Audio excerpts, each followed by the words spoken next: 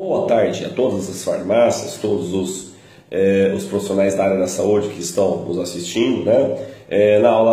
Nas dicas de saúde anterior, da aula passada, nós falamos sobre a medicina ortomolecular, sobre a nutrologia e sobre a oxidologia, que estuda os fatores oxidativos, né? Falamos um pouquinho de doença, de saúde, essa nova classificação, que mesmo o paciente tendo uma doença, ele pode ser considerado um paciente saudável, né? Desde que ele seja um paciente monitorado. Nós falamos também que todas as doenças crônicas, degenerativas, né? Elas ocasionam o quê?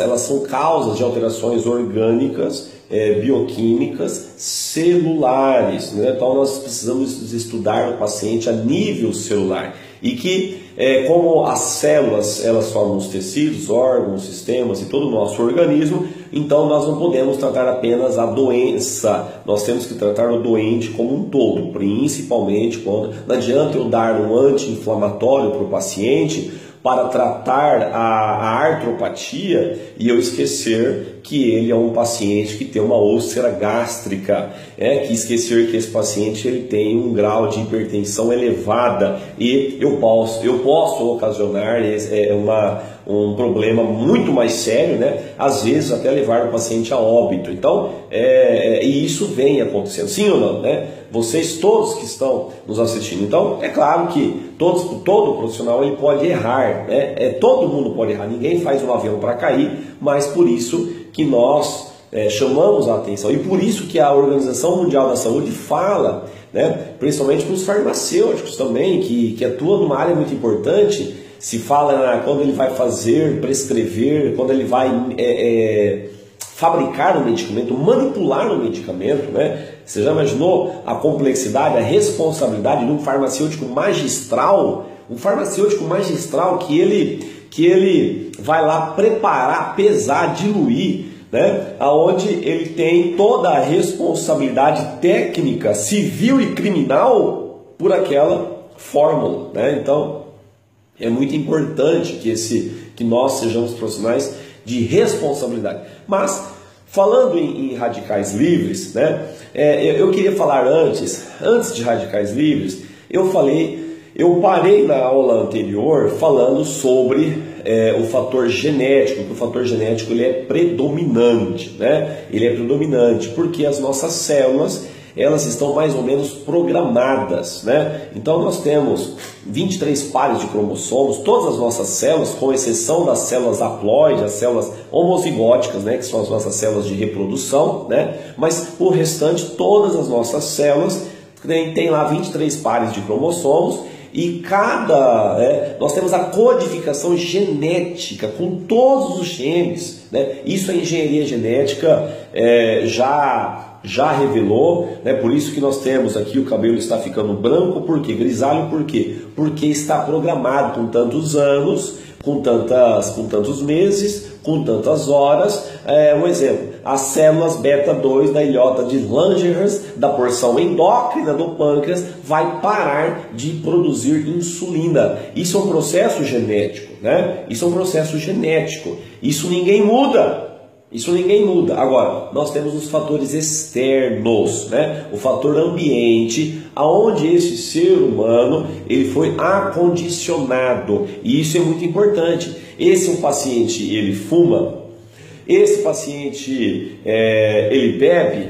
Esse paciente, ele faz atividade física, ele é sedentário, né? Esse paciente fez algum tipo de cirurgia. Esse paciente tem um estilo saudável de vida, uma alimentação balanceada. Esse paciente ele tem um sono, né? Ele dorme pelo menos umas 8 horas por dia, né? Esse paciente é um paciente estressado, é um paciente ansioso. Então nós temos vários fatores externos, né? Que são muito importantes, né? Quando nós correlacionamos esses fatores, esses viés, junto com o fator genético, né? Junto com esse fator genético, certo? Tá? Agora, vamos lá. Tá, então nós temos o fator genético e nós temos o fator ambiente, ok? Ponto. Agora uma coisa que é interessante, que eu queria que você anotasse isso, que você gravasse isso daí. Todo o nosso organismo, ele é controlado por 5 fatores principais. Nós temos 5 fatores principais que regulamentam todas as nossas funções orgânicas motoras, todas as funções motoras e todas as funções cognitivas. Todas as funções motoras, né, o caminhar, né, o se mover, ok? E as funções cognitivas, memória, raciocínio, né? Tudo isso aí é controlado, né? Todo o nosso metabolismo, né? Olha que assunto importante, né? Daria uma aula importantíssima se nós fôssemos falar sobre metabolismo, que são reações químicas que ocorrem a nível celular. Já falei para você que célula, né, lá é muito importante, né? Uma vez na vida, todas as nossas células, né, elas foram todas iguais, né? Você imagina lá o óvulo e o espermatozoide formou um embrião. E aí começa a mitose, chamada de divisão celular, multiplicação celular. Começa de 1 vira 2, de 2 vira 4, de 4 vira... E começa a multiplicação celular, né? Nós já temos lá um embrião, certo? E essa divisão celular é o bebezinho que vai nascendo. Agora, essa divisão celular, nós temos um processo de maturação celular. Na embriogênese, né? O especialista estuda lá de processo de diferenciação celular. Então, célula, você vai chamar hepatócito, você vai formar no fígado. Célula, você vai chamar de neurônios. Você vai ter as funções assim, assim, assim. Então, cada célula, né, ela começa a ser diferenciada e ela assume funções importantes, né, e independentes, porém, num complexo para um resultado único: suprir, né, ser autossuficiente para a vida de todo o organismo. Olha só que interessante, né? Não adianta, se o paciente ele tem um problema na célula do fígado, vai fazer uma complicação, uma alteração clínica, né, bioquímica muito importante. Esse paciente possivelmente ele precisa de um transplante, né, de fígado, porque não dá, né, as células hepáticas, ela tem várias funções. As células renais, né, ela tem outras funções importantes, então não dá. Todo o nosso organismo ele precisa funcionar, ou seja, todas as nossas células, independente de qualquer órgão, precisa funcionar em sincronia, né? Sincronia, né? Sincronismo. Tem agora o negócio de celular aí, sincronizar tudo, as contas do Google, Facebook, né? Que mais? O WhatsApp e tal, não tem essas coisas? É sincronia. O nosso organismo ele funciona da mesma maneira. Para que nós tenhamos uma qualidade de vida tal, nós precisamos estar em sincronia, todas as nossas células. Qualquer alteração orgânica que nós hoje chamamos de doença, né? O que é doença? São desequilíbrios orgânicos em alguma parte do nosso organismo, certo? Em alguma parte do nosso organismo. Mas quem controla todo o nosso organismo nós temos 5 elementos fundamentais. Nós temos o sistema nervoso central, né? O sistema nervoso central, né? Nós temos, que é o principal, é o chefe deles. Aí nós temos os neurotransmissores, nós temos os hormônios, é muito importante, né? Os hormônios é fundamental, ele tem uma função de controle, né? Retroalimentação negativa, feedback, né? Ele que faz controlar a temperatura, ele que faz controlar a pressão arterial, nem para mais nem para menos, né? Ele que faz controlar a vasoconstrição, a vasodilatação, né? Então nós temos várias funções. Então nós temos o central, neurotransmissores, hormônios, segundo os mensageiros, enzimas e coenzimas. A enzima é muito importante, né? Enzima, coenzima, principalmente nas doenças, né? Doença celíaca, né? Que está no auge agora. Nunca se falou tanto, gente, né? Nós precisávamos aí ver aí a dica aí para nós fazermos uma orientação aos nossos pacientes, né? Atendidos nas clínicas farmacêuticas, clínicas médicas, falar um pouquinho sobre doença celíaca, né? Por exemplo, pacientes que têm uma intolerância ao glúten, né? Que mais? Falarmos um pouquinho da síndrome multimetabólica, pacientes com alteração da lactose, não pode ingerir leite porque o leite, o paciente tem dores, né? Contrações musculares, dor de barriga, tem uma certa disenteria, uma intolerância à lactose, então tem que tomar uma enzima lactase. Nunca se falou tanto nisso daí, né? Sim ou não? Muitas vezes, né? Antigamente não se falava, né? Antigamente falava que o paciente caducou, né? Não falava Alzheimer, né? Ele ficou caduco, né? Quem sabe, né? Quem sabe o camarada já morreu e ele foi um Alzheimer, provavelmente foi um Alzheimer, mas hoje nós temos os termos técnicos. Mas nós falamos lá na dica anterior, né, que nós temos que tomar cuidado. Nem todo mundo tem Alzheimer, né? Nem todo mundo tem Alzheimer. Então, nem todo mundo tem insuficiência renal. Nós falamos lá o que é, até que ponto nós temos que separar isso. Então, o profissional que está na avaliação ou o profissional que está diagnosticando propriamente dito, no caso aqui o médico especialista, ele tem que tomar muito cuidado antes, né, de diagnosticar um paciente e lembrar que aquele rim, talvez aquela insuficiência renal, ele não está num saquinho plástico, ele está em todo o organismo. Eu preciso ver, porque não adianta eu tratar do joelho e esquecer da úlcera. Então isso nós já falamos, e com um grau de importância e evidência. E nós temos que ter esse controle. Esses 5 elementos aqui são fundamentais, né, para gerenciar. Além desses 5 elementos aqui, qualquer alteração em qualquer um desses 5 elementos, acabou, já foi, né? Ou o paciente realmente ele vem a óbito, ou ele vai ter alterações seríssimas, né? Com grandes complicações, né? Com grandes complicações. Talvez o paciente mas tem solução, muitas vezes dá para monitorar, dá para repor, né? Um paciente diabético mesmo é uma coisa, hoje, no tratar de hoje, com as novas insulinas, né? As origens das novas insulinas, com a eficácia, né? Com a simulação, né? Com uma insulina endógena, né? Hoje tem se estudado muito sobre isso daí, né? Então, mas qualquer alteração aqui realmente pode causar uma grande complicação. Além desses 5 elementos, que são os chamados doutrinadores, os responsáveis do ponto de vista bioquímico pelo equilíbrio, pelo bem-estar. Agora, além desses 5 elementos, nós temos os outros elementos. Quais são os outros elementos, né? É o substrato.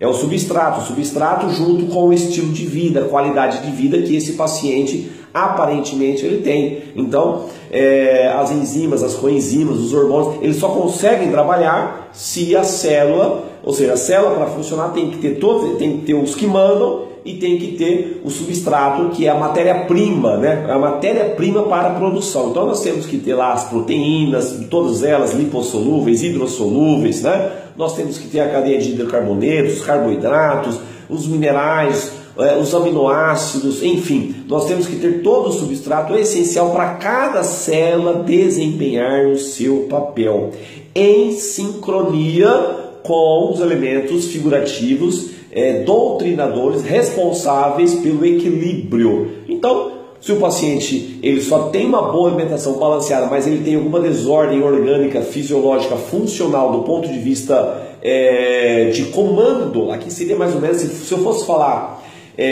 num termo assim para fazer uma simulação, no carro tem o computador de bordo, não tem uma coisa assim, né? Seria mais ou menos isso aqui é um computador de bordo, certo? Esse aqui é um computador de bordo nosso, ou seja, sistema nervoso central. Olha só, o sistema nervoso central, só vamos parar nele. O sistema nervoso central ele se divide em 2. Nós temos o autônomo, isso todo mundo já estudou, né? Ou para quem não é da área da saúde, mas ele se divide em 2, em somático e em autônomo. Somático, né? Eu tenho o controle das coisas, né? Ele é voluntário, então ergue a mão, abaixa a mão, obrigado, eu comando. Agora, o sistema nervoso central é autônomo, ele é involuntário, né? Eu não tenho controle, ele é independente. Se eu falar, acelera os batimentos cardíacos, eu não consigo fazer acelerar os batimentos cardíacos, né? Os órgãos, as vísceras, né?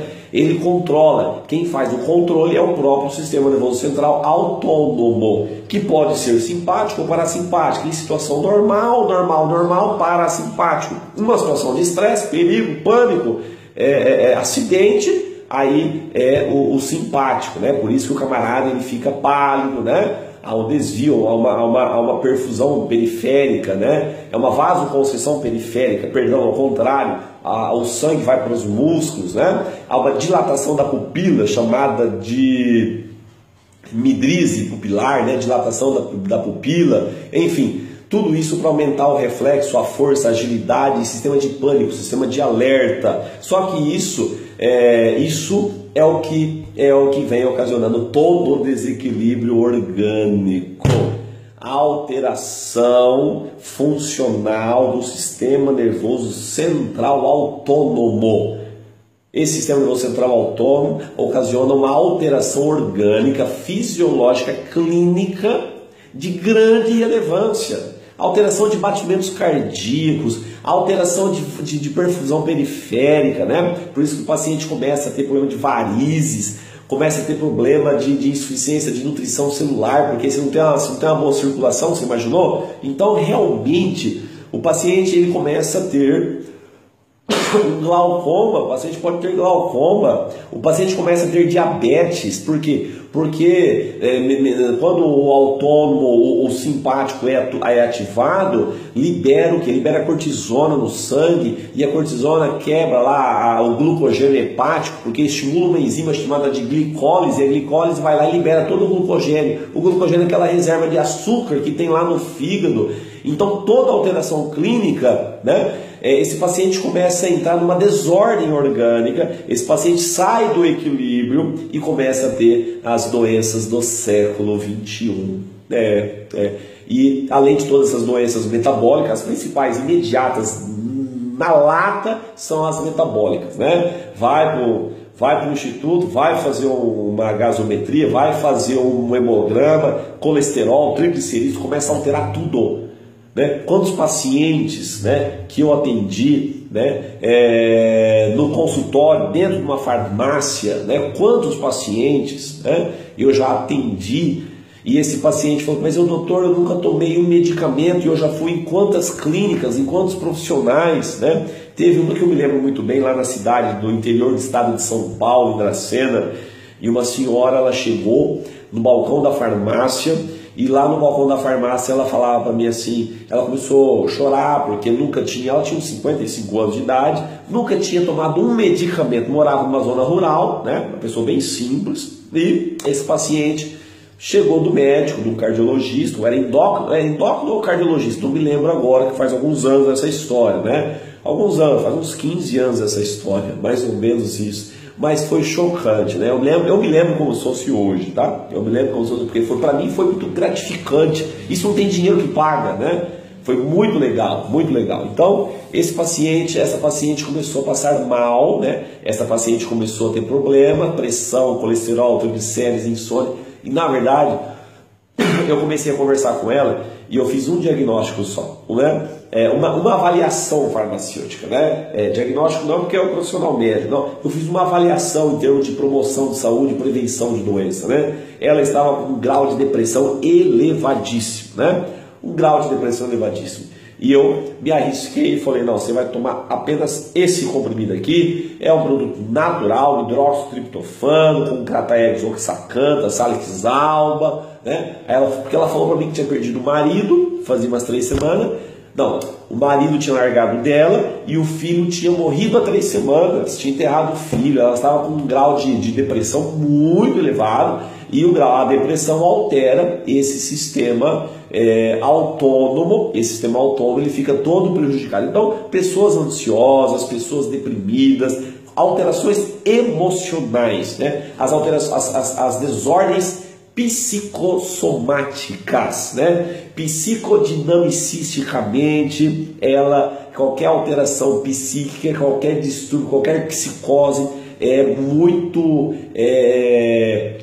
A complexidade disso para a saúde, para a clínica é muito importante. É diferente, se você quebrar um braço, você vai lá e engessa e você retorna e tudo bem. Se você se queimou, você passa uma pomada, é diferente. As desordens, normalmente emocionais, tá? As desordens emocionais, elas causam uma alteração do equilíbrio. E quando você altera o equilíbrio, aí você começa o que nós chamamos de oxidação, né? Aí sim nós vamos começar a falar sobre oxidação. Um dos fatores que oxidam endógenos é esse desequilíbrio orgânico ocasionado por uma alteração lá dos 5 elementos doutrinadores, que é o sistema nervoso central autônomo, simpático, e o parasimpático é o normal, o simpático que entra no sistema de alerta. E hoje é todo dia, toda hora, é um problema, ou porque isso, é porque aquilo, né?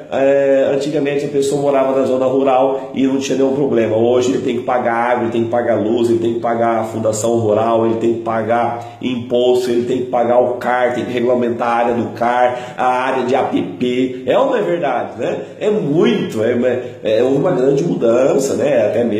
Até mesmo se faz necessário, né? Do ponto de vista organizacional da sociedade como um todo, mas as pessoas estão muito corridas, não está tendo tempo, né? Nós temos que ter tempo para nós buscarmos um equilíbrio psicossomático. Equilíbrio. Nós não podemos perder o equilíbrio. Não é brincadeira, não. Não perca o equilíbrio. Se você perder o equilíbrio, né? Tem uns que perdem a linha no carretel, né? Não tem um ditado assim? Não perde seu equilíbrio. Então, não perca o equilíbrio.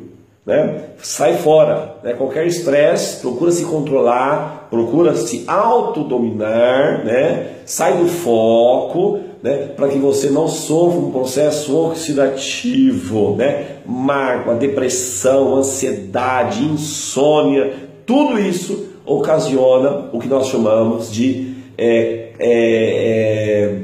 aceleração do processo catabólico, né? A aceleração do processo metabólico, oxidativo, né? Então as pessoas começam a sofrer a oxidação e a começar a desenvolver fatores, alterações orgânicas chamadas de doenças, né? Chamadas de patologias, e alguns deles, algumas dessas patologias são graves, como por exemplo, quando você tem um estresse, você estimula fatores carcinogênicos.